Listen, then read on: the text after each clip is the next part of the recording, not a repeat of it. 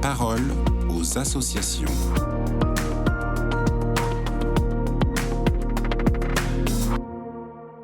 Bonjour à tous, bienvenue dans la parole aux associations. Aujourd'hui, je suis avec Claire Mouquet et Antoine Escande. Bonjour à tous les deux. Bonjour. Alors Claire et Antoine, vous êtes les responsables nationaux des pionniers Caravelle, qui correspond aux jeunes qui ont entre 14 et 17 ans. Est-ce que vous pouvez nous parler de Clameur ? Comment est née l'idée de ce rassemblement qui se tiendra donc cet été ? Oui, Clameur, c'est l'envie qu'a eu l'association de se saisir des enjeux sociaux et environnementaux de notre temps. Et donc, c'est une dynamique éducative qui concerne tout le mouvement pendant 2 ans. Et au cœur de cette dynamique éducative, cet été, les pionniers Caravelle et les compagnons, donc entre 17 et 21 ans, vont se rassembler pour faire rayonner tout ce qu'ils ont vécu pendant la dynamique éducative. Et donc, l'ambition, c'était de répondre aux clameurs de la terre et des pauvres, comme nous invite le pape François. Et alors, quelles activités vont être proposées aux jeunes lors de ce rassemblement ?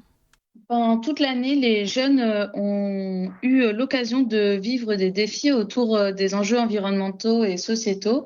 Et cet été, pendant le rassemblement, les 14 jusqu'à 21 ans vont pouvoir témoigner de ce qu'ils ont vécu pendant l'année. Et ils vont aussi avoir l'occasion de rencontrer des témoins qui s'engagent au quotidien dans la société sur différents sujets. Ils vont pouvoir aussi vivre des temps de jeu et surtout vivre la rencontre entre eux, entre jeunes de leur âge, pour aussi discuter sur l'ensemble de ces sujets-là.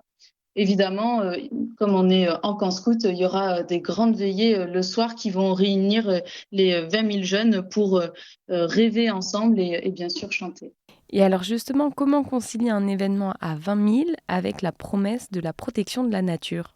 La protection de la nature, c'est un des enjeux centraux de la dynamique Clameur et même de notre ADN Scouts. Et donc, c'est quelque chose qui a été vraiment au cœur de la préparation de ce rassemblement, de s'efforcer d'être le plus exemplaire possible pour respecter à la fois la flore et la faune locale du lieu où on va se rassembler. Mais aussi, dans toute la démarche de préparation, on a fait le choix de répondre au cahier des charges d'un écolabel assez exigeant, donc le label Rêve niveau 3. Et c'est aussi une manière pour nous de se pousser, d'aller être attentif aux déchets qu'on va générer, à l'énergie qu'on va utiliser, mais aussi au mode de transport et à notre alimentation. Donc c'est vraiment une démarche pour réduire autant que possible notre impact environnemental. Et après, on sait que l'impact principal, c'est l'impact éducatif. Et dans les messages qu'on va transmettre aux jeunes, c'est de s'impliquer, c'est de s'engager au service d'un monde plus juste et plus durable. Et alors parlez-nous de cette ambition d'inclusion que vous avez. Cet été, nous serons 20 000 personnes sur le rassemblement et il y aura 17 000 jeunes et éducateurs et éducatrices. Et au sein de ces personnes-là, nous avons encouragé l'ensemble de notre mouvement à accueillir des jeunes qui ne connaissent pas le scoutisme ou qui n'y ont pas accès.